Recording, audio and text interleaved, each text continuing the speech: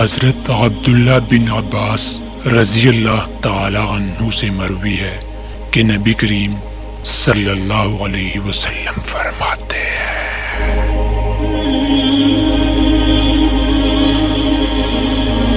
کہ اسرا کی رات ایک مقام سے مجھے نہایت ہی اعلیٰ خوشبو کی مہک آنے لگی۔ میں نے کہا اے جبرائیل، یہ کیسی اچھی خوشبو ہے؟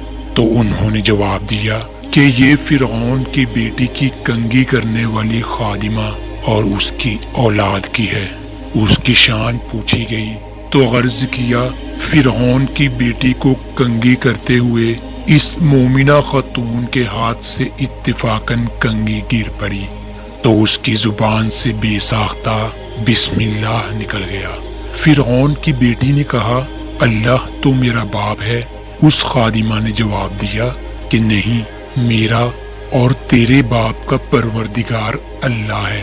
فرعون کی بیٹی نے کہا کہ میں اس کی خبر اپنے باپ کو دے دوں گی۔ تو اس نے کہا کوئی حرج نہیں۔ بس اس نے اپنے باپ کو ساری بات سنا دی۔ فرعون نے اس خادمہ کو بلوایا اور کہا کیا تم میرے سوا کسی اور کو رب مانتی ہو؟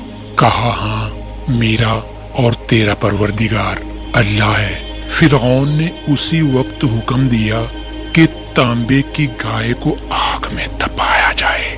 جب وہ بالکل آگ جیسی ہو جائے تو پھر اسے اور اس کے بچوں کو ایک ایک کر کے اس میں ڈال دیا جائے۔ اس مومنہ عورت نے فرعون سے کہا میری ایک درخواست ہے۔ اس نے کہا کیا ہے؟ اس نے کہا میری اور میرے بچوں کی ہڈیاں ایک کپڑے میں جمع کر کے دفن کر دینا۔ فرعون نے کہا اچھا، تیرے کچھ حقوق ہمارے ذمے ہیں، اس لیے یہ منظور ہے۔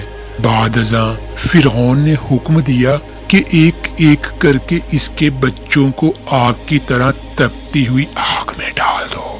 جب دودھ پیتے بچے کی باری آئی، فرعون کے سپاہیوں نے جب اس بچے کو چھینا تو وہ گھبرائی، تو اللہ تعالی نے دودھ پیتے بچے کو گبائی عطا فرمائی۔ اس نے اپنی ماں سے کہا امی جان افسوس نہ کریں بلکہ آگ میں ڈال دیں، کیونکہ دنیا کا عذاب آخرت کے عذاب سے بہت ہلکا ہے۔ تب ماں نے بچے کو آگ میں ڈال دیا۔ ابن عباس رضی اللہ عنہما فرماتے ہیں کہ 4 چھوٹے بچوں نے بات کی، وہ یہ ہے عیسیٰ بن مریم علیہ السلام، صاحب جریج، یوسف علیہ السلام کی گواہی دینے والا، فرعون کی بیٹی کی مشاطہ کا بیٹا۔